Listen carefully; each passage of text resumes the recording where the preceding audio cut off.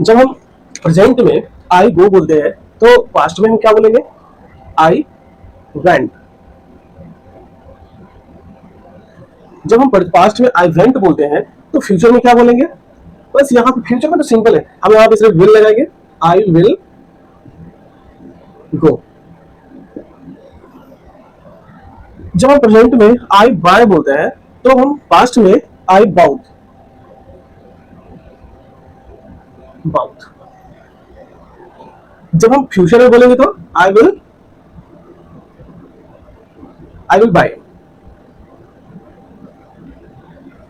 इसी तरह I take का आप सोचो थोड़ा, आई टेक का क्या होता है? आई टेक का जब हम पास्ट में बोलेंगे तो आई टुक, और जब हम फ्यूचर में बोलेंगे तो आई विल टेक।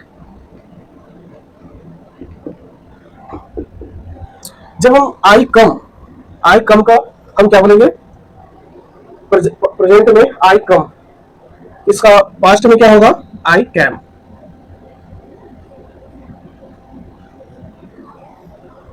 यही फ्यूचर में जब हम बोलेंगे तो आई विल कम। जब आई डू का पास्ट क्या होगा? आई डू का पास्ट आई डिड। बट जब फ्यूचर में बोलेंगे तो आई डिड नहीं, आई will do.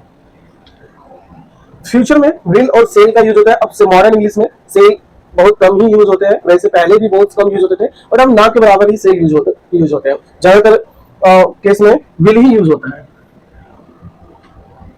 I have present में I have, past I had, but future में आई विल हैव।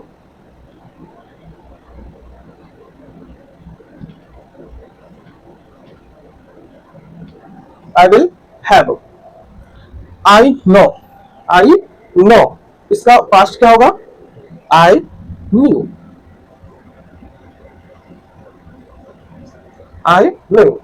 और फ्यूचर में जब हम जाएंगे तो I will know। I ate का I eat, प्रेजेंट में I eat और पास्ट में I ate। I ate, first वाला लिख देता हूं, आई एट। जब फ्यूचर में बात करेंगे तो आई विल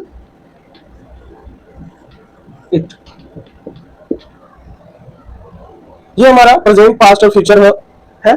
हम जब इस फॉर्म को यूज करेंगे, जब हम प्रेजेंट में बात करेंगे इन वर्ड्स के साथ, तो I will, I go, I went, I will go, I buy, I bought, I will buy, I take, I took, I will take, I come, I came, I will come, I do, I did, I will do, I have, I had, I will have, I know, I need, I will know, I eat, I ate, I will eat। तो ये form है। अब मुझे आपको ये बताना है, ये कौन सा फॉर्म है, पास्ट का, प्रेजेंट का या फ्यूचर का। इन तीनों को आपको पहचानना है और मुझे कमेंट में बताना है ये कौन सा फॉर्म है, बाय का और टेक का और ये हैव का, कौन सा फॉर्म है, प्रेजेंट, पास्ट, फ्यूचर। आप मुझे कमेंट में जरूर बताएं।